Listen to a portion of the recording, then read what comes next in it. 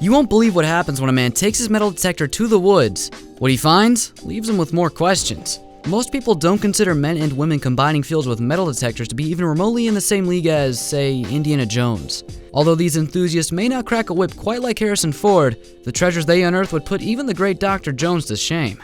When one Vermont man went trekking through the forest with his metal detector, he was hoping to find anything that would make his expedition worthwhile. What he found instead may be the greatest discovery in treasure hunting history.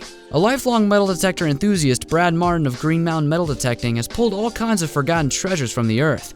But nothing could prepare Brad for what would become the greatest find of his life. Though some treasure hunters prefer the prospects of a sandy beach, Brad's frequent sweeps of his native Vermont have always proved to be more fruitful. Thanks to his rapport with the people of the area, Brad was given free rein over thousands of acres of privately owned land. On one fateful day, Brad decided to hike into the mountains to an area known to contain the ruins of an old building. When he arrived, he came upon a large hole in the ground, likely the remains of the building's basement, and miles of dilapidated stone walls. Brad was convinced that his next great find was lying somewhere in this patch of woods. He could almost feel it. Little did he know how right he really was. No sooner did Brad begin searching that day, he stumbled upon his very first find, a tombach button.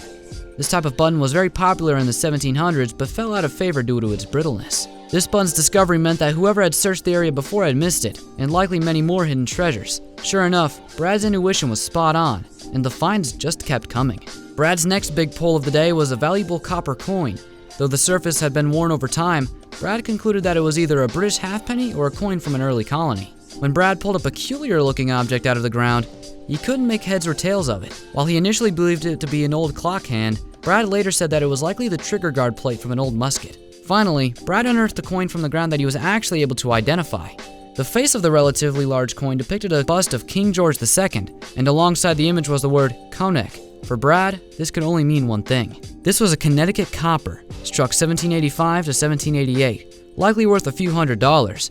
Though this find in of itself was enough to make Brad's expedition a success, there was one unbelievable treasure still yet to be found. Could you imagine finding treasures this valuable and not even being done yet?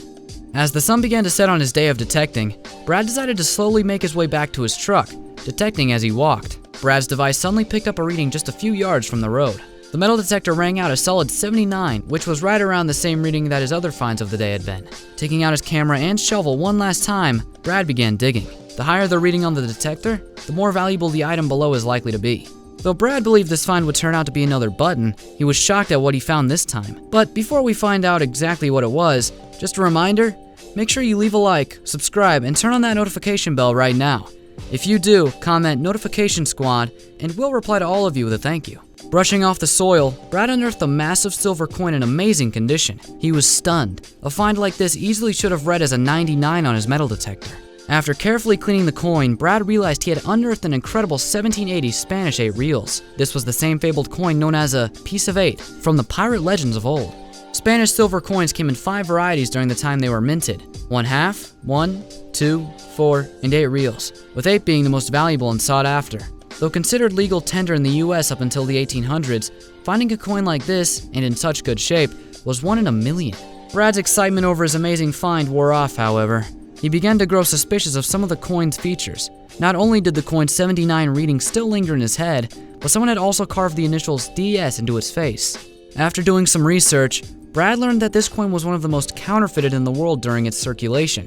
In fact, Britain heavily counterfeited this coin in order to cripple the Spanish economy during the Anglo-Spanish War, 1796 to 1808. Though Brad's life-changing find is likely a fake, the counterfeit coin will fetch a respectable price on the open market. Of course, Brad's not in it for the money, and the thought of his next big find will surely have him back out there with his metal detector in no time.